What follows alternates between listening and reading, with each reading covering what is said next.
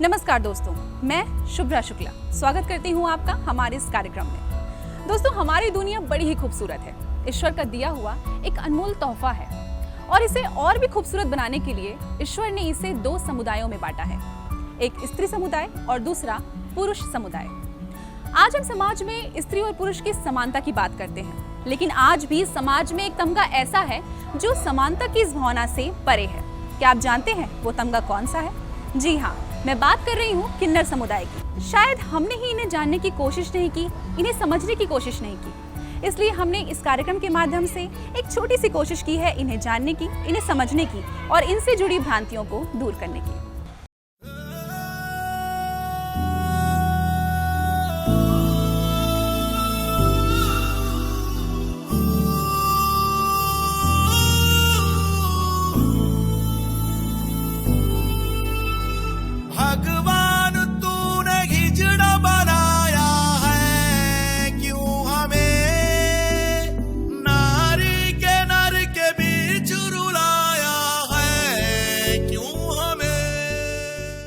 चलिए चलते हैं आज हम लोगों के पास और जानते हैं कि किन्नर समुदाय के लिए उनकी सोच क्या है। जी, मेरी राय ये है कि वो भी एक इंसान है, वो हमसे कोई जुदा नहीं है और उनकी भी एक इमोशन है, उनके भी ख्यालात है, उनके भी एक तमन्ना है, उनकी भी इच्छा है, उनके भी ड्रीम्स हैं, उनके भी डिज़ायर्स हैं जो वो पूरा करना चाहते हैं और इस ड्रीम में उनको पूरा करने के लिए हमें उनका सहयोग करना चाहिए और हमें अपने एज अ ह्यूमन बीइंग हमें उनको ऐसे एक अच्छी निगाह से हमें उनसे बर्ताव करना चाहिए और उनको जितना भी हम सहयोग कर सके उनके ड्रीम डिज़ायर को पूरा करने के लिए हम करना चाहिए। हमें हर जेंडर के बारे में समानता इक्वली होनी चाहिए। बस सोच तो ये है मैम कि उन्हें भी थोड़ा सामान्य कुछ मिलना चाहिए। तो आपको कहीं आपसे मुलाकात होती तो आप उनसे दोस्ती करना चाहेंगी? बिल्कुल बराबर, क्यों नहीं। मनुष्य तो सब एक ही है, परमेश्वर ने तो सभी को एक ही जैसे बनाया है। अब उसमें कुछ डिफरेंस आ गया तो उसके लिए हमारे हाथ में नहीं है ना आपके हाथ में नहीं है, वो तो सृष्टि के हाथ में, जिसके माध्यम से उसका सृजन हुआ है उसके हाथ में कुछ मिस्टेक रहा होगा तो हो गया है, तो इसके लिए हम उसके कोई वो नहीं कर सकते। हमारी सोच बहुत क्लियर है, हम उनके बारे में ऐसा नहीं सोचते हैं। अभी वीना सेंद्रे मैम करके वो मिस छत्तीसगढ़ बनी है और हम उनको डेली वोट कर रहे हैं। हम उनको बढ़ावा देना चाहते हैं और हमारे समाज में उनको उतना ही समान हक मिले जितना सबको मिल रहा है। मेरा व्यू समटाइम्स मैं ये बोलती, I really feel sorry for them sometimes because our society they are not accepting that thing. तो मुझे रियली ये फील होता है कि नहीं, उनको सम्मान मिलना चाहिए। शायद हम उस चीज़ को एक्सेप्ट करें उनको, तो उनके बदले में रिटर्न जो वो खौफ हो सकता है कि हम जो रिएक्शन उनको दे रहे हैं उसके बदले they are returning us in the form of this.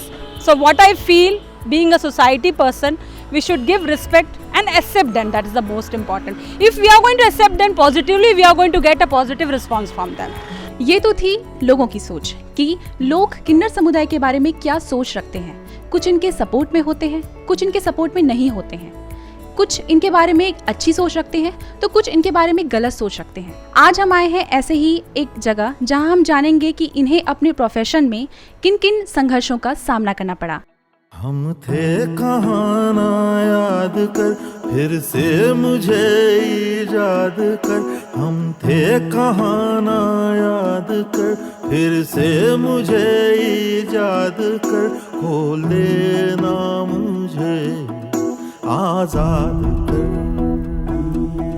आजाद कर।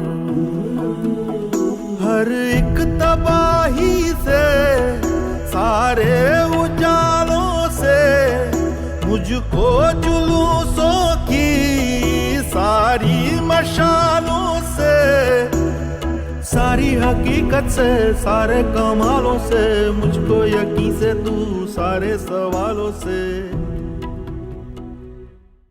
हेलो मैम, हम आपके क्लिनिक आए और हम सबको आके यहाँ बहुत ही अच्छा लग रहा है। तो सबसे पहले मैं आपसे ये जानना चाहूँगी कि आपकी कम्युनिटी के बारे में जो भी मिथ हैं और बहुत सी ऐसी चीज़ें हैं जो शायद आपको नहीं अच्छी लगती होंगी, वो कौन सी बातें हैं?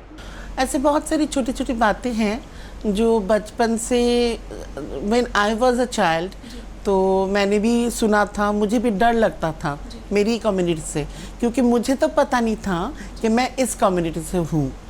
तो फिर धीरे धीरे जब बड़ी हुई तब मुझे पता चला कि मेरी भी सेम कम्युनिटी है, लेकिन लोगों के मन में ना एक डर है कि मतलब बहुत सारे अफवाहें हैं, जैसे कि ऐसे बहुत कुछ है, मैं डिटेल में नहीं जाना चाहूँगी। कोई बोलते हैं कि घर में अगर ऐसे पैदा हो जाते तो उठा के लेके चले जाते हैं, तो माँ बाप के अंदर एक डर होता है कि मेरे बच्चे में क्या है, क्या एक्चुअली थर्ड जेंडर का लिंग क्या है, इसका क्लियर कॉन्सेप्ट किसी के पास नहीं है। सब रब दे बंदे, सब रब दे बंदे, सब रब दे बंदे, सब रब दे बंदे, सब रब दे बंदे, सब रब दे बंदे, सब रब दे बंदे, सब रब दे बंदे। मैंने सुना है या शेयर किया है मेरे ही क्लाइंट्स या मेरे जान पहचान वाले कि ट्रेन में उनको बहुत सफ़र करना पड़ा।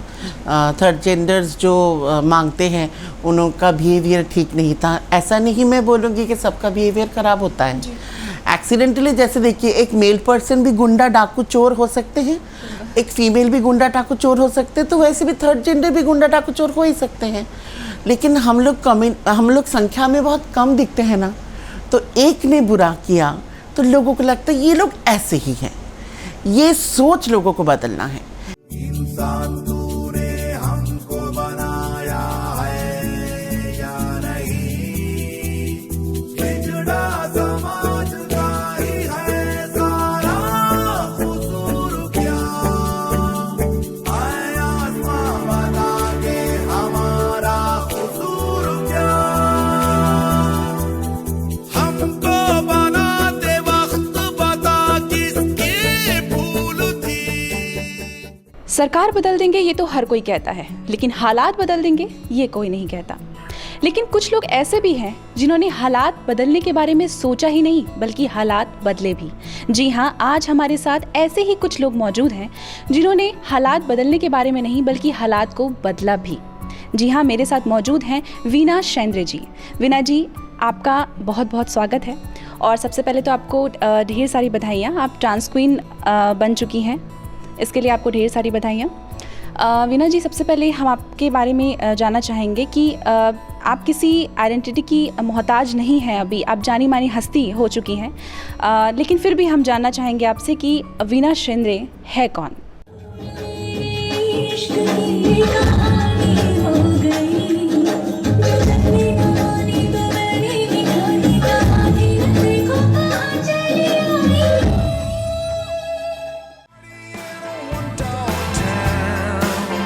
I need you to chase these blues away.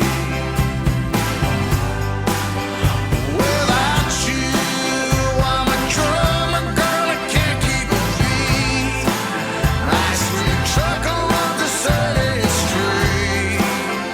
I hope that you're coming to stay. नमस्ते, मेरा नाम वीना शेंद्रे है और मैं रायपुर छत्तीसगढ़ से हूँ। मैं अपने बचपन के बारे में कुछ आप लोगों से शेयर करना चाहूँगी। मैं जब छोटी थी, मैं 5वीं कक्षा में थी, तब से ही बहुत सारी चीज़ें मेरी लाइफ में होने लगी।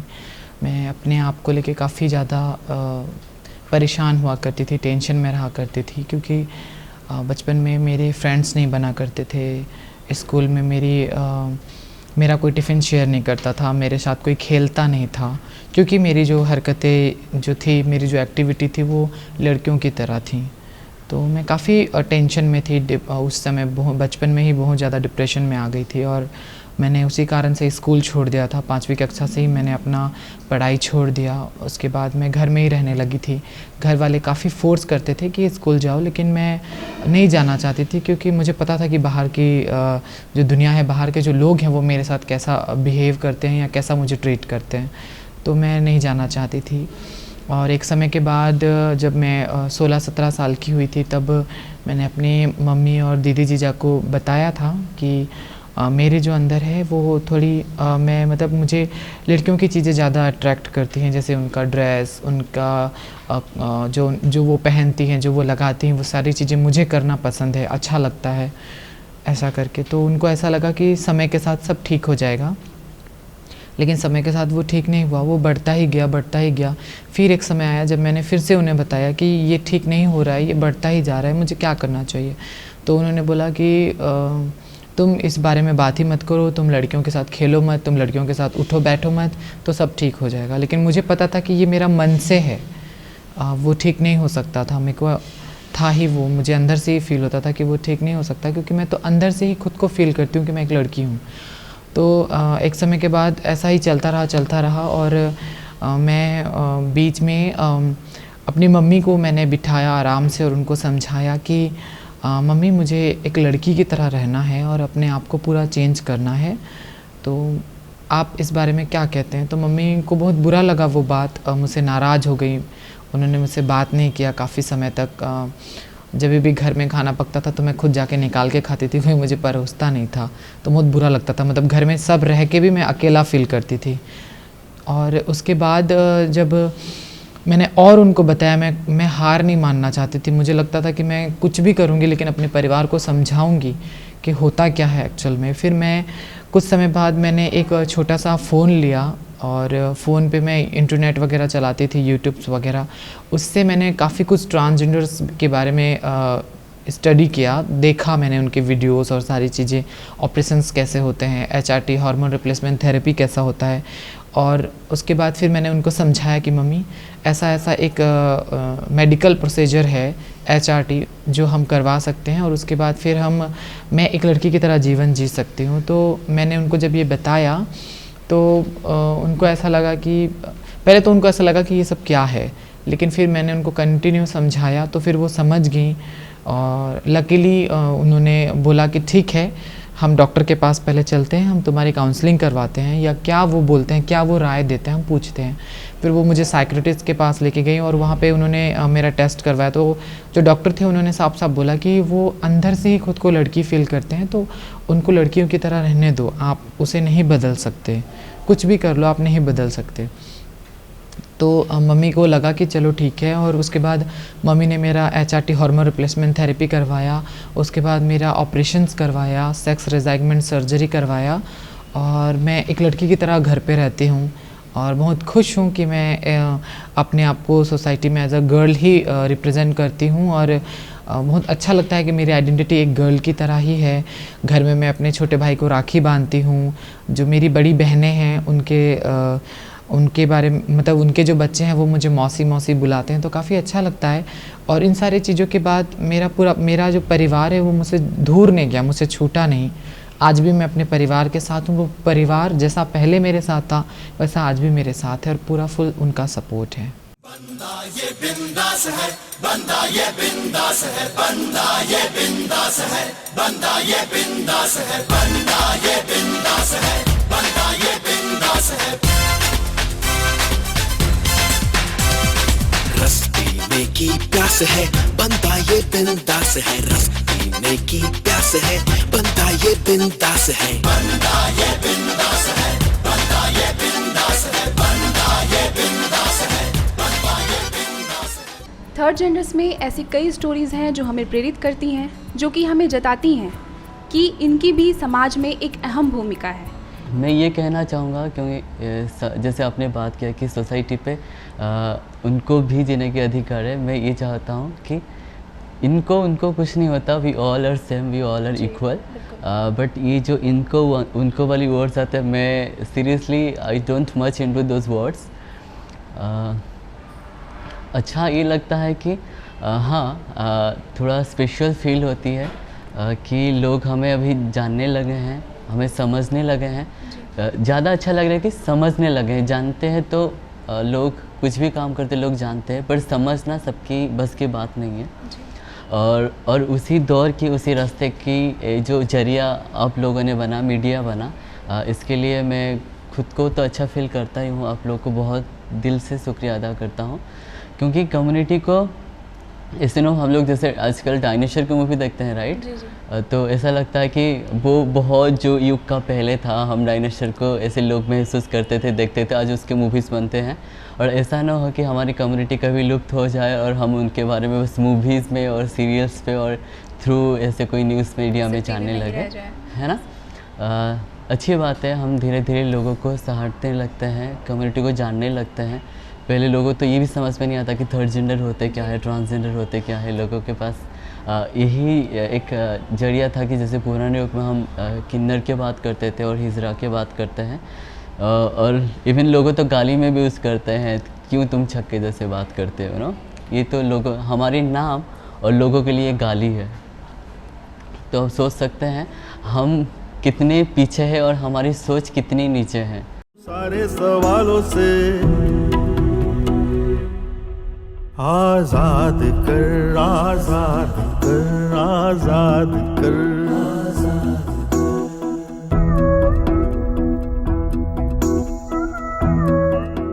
मैं विद्या हूँ, मैं third gender welfare board government of Chhattisgarh की सदस्य हूँ। मैं एक ट्रांस वुमेन हूँ। I proud of my self और आई लव माई फैमिलिटी। और चैलेंज ये है सोसाइटी में खुद को प्रूव करने के लिए, क्योंकि जो एक लड़का या लड़की है उनको ये मैं कौन हूँ का सवाल का जवाब नहीं ढूंढना पड़ता, और मुझे ये सवाल का जवाब ढूंढना पड़ा क्योंकि मैं एक लड़के के शरीर पे पैदा हुई थी। मैं लड़की थी, मैं एक गलत शरीर पे पैदा हुई थी। तो एक आधी ज़िंदगी खुद को पहचानने और उसकी बाद की ज़िंदगी खुद को साबित करने और उसकी बाद की ज़िंदगी खुद के सपने पूरा करने और उसके बाद खुद के लिए संतुष्टि वाला काम करना। तो ये सफ़र काफ़ी चुनौती भरा था और मैं खुद को भाग्यवान समझती हूँ कि इस दुनिया में मैं as a transgender person, as a third gender person I, क्योंकि आज भी इस समाज में हम समाज के अंग होते हुए भी समाज का कोई हिस्सा नहीं है, समाज से पूरी तरह से तिरस्कृत हैं। आज भी मेरा पूरा समाज या तो आपको रोड पे ताली बजाते हुए, ट्रेनों पे ताली बजाते हुए, या आपके घर पे कभी नाचते गाते आपके खुशियों पे शामिल होते हुए दिखाई देगा, या फिर अपनी शारीरिक और आर्थिक ज़रूरतों को पूरा करते हुए वेश्यावृत्ति करते हुए दिखाई देगा। तो मैं विद्या हूँ, तो मैं वहीं से विद्या हूँ जहाँ से ये पूरा समाज आपको दिख रहा है। तो मुझे लगता है कि मेरे लिए पूरा खुला आसमान है जहाँ मैं खुद उड़ सकती हूँ, अपने पसंद के रंग भर सकती हूँ, अपनी मर्ज़ी की ज़िंदगी जी सकती हूँ, और मैं ये परवाह करना छोड़ दी हूँ कि मेरे बारे में लोग क्या सोचेंगे या मुझे लोग क्या कहते हैं। मैं अपने घर में सबसे छोटी थी और मेरा नाम उस समय विकास था, और जैसे ही पता चला कि मैं थोड़ी लड़कियों जैसी हूँ या मेरे व्यवहार से या मेरे बातचीत से, तो जब मैं स्कूल जाती थी तो बच्चे मेरे साथ खेलते नहीं थे, मेरे आसपास बैठते नहीं थे, और वो सारे बच्चे जो थे वो अपने साथ अपने घर भी नहीं लेके जाते थे और मेरे साथ मेरे पास आते नहीं थे। पर जैसे जैसे बड़ी होती जा रही थी, मेरे अंदर की फेमिनिटी बाहर निकल रही थी और घर में भी बहुत मार पड़ती थी कि तुम लड़कों की तरह रहो। और इन सब चीज़ के बीच में जो मैं थी जिसके साथ, वो था मेरा अकेलापन, मेरा डिप्रेशन, मेरा तनाव, कि मुझे एक कदम सोचती थी कि नहीं, मुझे यहाँ से निकल जाना चाहिए, मुझे घर से भाग जाना चाहिए, क्योंकि मुझे कोई नहीं समझ रहा है। कोई छक्का है, कोई मामू है, कोई सिक्सर है, जितने भी जो गंदा शब्द है, गालियाँ हैं, वो मेरा नामकरण हो रहा था और मैं उसी नामों से जाना चाह रही थी। और ये किसी भी व्यक्ति के लिए बहुत मुश्किल होता है कि अगर कोई उसको उसकी नाम की बजाय उसके जेंडर के गालियों से पहचाना चाहे। और मैं ये नामों को सुन के ऐसा लगता था कि मुझे नहीं, या तो मैं उनको मार दूं या खुद मर जाऊं। फाइनली मैं बड़ी हुई और रायपुर आई, और क्योंकि मुझे लगा कि अगर मैं कुछ कमा के घर में कंट्रीब्यूट करूंगी तो शायद मुझे घर वाली मेरी बात सुनने लग जाए। वो प्रोसेस भी मेरा सफल नहीं हुआ। मैं खुद को छुपा के जी रही थी और मुझे लग रहा था कि मैं इस दुनिया में अकेली हूँ, कि मेरा सोल और मेरी बॉडी मिसमैच है। पर जब मैं रायपुर आई 3 साल के बाद एक गार्डन में गई और बहुत सारे अपने जैसे लोगों से मिली, तो बहुत रिलैक्स मिला कि हाँ, मैं अकेली नहीं हूँ, मेरे जैसे दुनिया में बहुत लोग हैं। लेकिन हम सब लोगों के लिए सबकी सोच अच्छा नहीं थी। एक तो लोगों को हमसे कोई वास्ता नहीं होता, मतलब ना हम घर पे हैं, ना समाज के सामने दिखाई दे रहे हैं, तो लोग हमसे रिश्ता ही नहीं रखते। और इसी तरह एक चीज़ थी कि मैं वो जो लड़की विद्या है उसे महसूस करती थी, उसे मुझे बाहर लेके आना था, क्योंकि वही थी मैं। पर मुझे पता था कि अगर मैं समाज का ये दायरा लागूंगी तो मेरा परिवार, जिस गांव में पली बड़ी, वहाँ के दोस्त यार, रिश्तेदार, वो सारे लोग मुझे छूट जाएंगे। हर दिन हिम्मत करती थी पर हिम्मत नहीं होती थी। थोड़ी बहुत फाइनेंशियली स्टैंड हुई और घर में पैसा देने लगी तो मुझे थोड़ा बहुत आत्मविश्वास आया और मैं अपने बाल बड़े करने लग गई और थ्रेडिंग बनाने लगी, क्योंकि वो विद्या चाहती थी। या तो वो विद्या शायद मैं शरीर ख़त्म करती तो वो विद्या बाहर आती, या तो फिर मुझे इसी शरीर पे उस विद्या को बाहर लाना था। तो मैं ट्रांसफॉर्मेशन के लिए लेज़र, हार्मोन्स थेरेपी और सेक्स रिसाइनमेंट सर्जरी कराई। और ये आसान नहीं था, क्योंकि पहली तो ये मेरी लड़ाई थी कि मैं कौन हूँ, और ढूंढते ढूंढते ढूंढते कम से कम 20, 25, 26, 27, 28 साल बीत गए थे, तब कहीं मैं कौन हूँ का जवाब मुझे मिला। और मैं कौन हूँ को बाहर निकालने के लिए और 10 साल मुझे लग गए। जब मैं सेक्स रिसाइनमेंट सर्जरी कराई, वो सर्जरी बहुत गंभीर रहता है और उस कंडीशन में मेरे साथ मेरे फैमिली के कोई भी नहीं थे। और वो सर्जरी कराने के बाद मुझे बहुत रिलैक्स हुआ और सब कुछ शांत हुआ। मुझे ये लगा कि हाँ, यही वो मन था और यही वो शरीर चाहता था, तो मुझे बहुत अच्छा लगा। और जहाँ तक एक्सेप्टेंस की बात है, तो उस दुनिया से जहाँ मैं पैदा हुई थी, उस दुनिया से इस दुनिया में, विकास की दुनिया में जो लोग थे वो विद्या की दुनिया में नहीं आए, बहुत कम लोग आए। मैं मानती हूँ कि लोग चाहते भी हैं। मुझे ये लगता है कि प्यार में भी वो, मतलब लोगों के पास हिम्मत क्यों नहीं है मुझे एक्सेप्ट करने के लिए, जबकि मैं अच्छा काम कर रही हूँ। और पहचान तो मैं समझती हूँ कि काम से ही होता है, जेंडर तो नेचर का दिया हुआ है, तो फिर लोग क्यों प्रकृति के विरुद्ध जाके अपना मत या निर्णय या सोच बनाते हैं। मुझे बहुत गर्व है कि मैं एक तृतीय लिंग से उसमें हूँ, क्योंकि अभी समाज से हम लोग जुड़े नहीं थे और पहले लोग हमको कुछ और ही दृष्टि से देखते थे। मैं पुलिस प्रशासन का तहे दिल से धन्यवाद करना चाहती हूँ कि उन्होंने हमारे लिए इतना अच्छा कॉलम लाया और हम बहुत लोगों की मेहनत के द्वारा आज हम इस मुकाम पे पहुँचे हैं कि हमारे लिए पुलिस ने इतनी अच्छी जो कॉलम निकाला उसमें अब हम तृतीय लोग ने भी अपना हिस्सा दिया है। और मैं चाहती हूँ कि मैं पुलिस बनूँ, क्योंकि हमारे जो थर्ड जेंडर पर्सन होते हैं उनको लोग अलग दृष्टि से देखते हैं, उनसे कोई ज़्यादा बात नहीं करता, हमको मुख्य धारा में कोई जोड़ ही नहीं रहा है। तो हो सकता है इस फील्ड में आने के बाद मेरे अंदर भी वो जज्बा आए, मैं पुलिस बन के अपने समाज को ये दिखा दूँ कि हम जो थर्ड जेंडर को लोग हमेशा ट्रेनों में भिक्षावृत्ति करते हुए देखते हैं या शादी ब्याह में नाचते हुए देखते हैं या कोई और काम करते हुए देखते हैं, अब हमको वो हमारे तन पे वर्दी उन्हें नज़र आएंगी और हम पुलिस बनकर समाज को ये दिखा देना चाहते हैं कि तृतीय लिंग भी एक, उनके अंदर भी जुनून है, जज्बा है। मैं पुलिस बन के एक प्रेरणा देना चाहती हूँ हमारे समाज के लोगों को और समाज के उन लोगों को जो हम लोगों को समाज से अपेक्षित समझते हैं।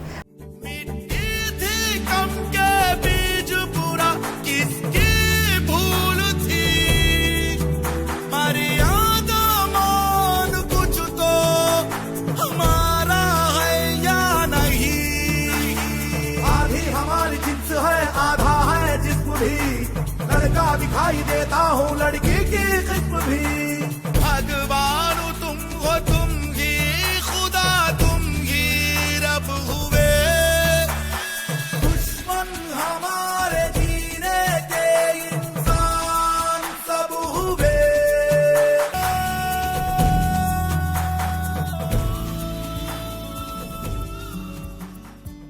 दर्शकों, हमें ये समझने की ज़रूरत है कि किन्नर होना एक विकृति नहीं है, एक डिजीज़ नहीं है। किन्नर भी हमारी तरह एक माँ की कोख से 9 महीने रहकर ही जन्म लेते हैं। इनके पास भी हमारे जैसा ही एक दिल है जो आपसे प्यार और सहयोग की उम्मीद रखता है। इन्हें आपकी सहानुभूति की ज़रूरत नहीं, क्योंकि ये अपने टैलेंट के बेस पे समाज में अपनी एक पहचान बनाने में सक्षम है। ज़रूरत है तो इन्हें बस आपके साथ की, आपके सपोर्ट की और आपके प्यार की और उस इज्जत की जिनके ये हकदार हैं। फिर मुलाकात होगी आपसे। नमस्कार।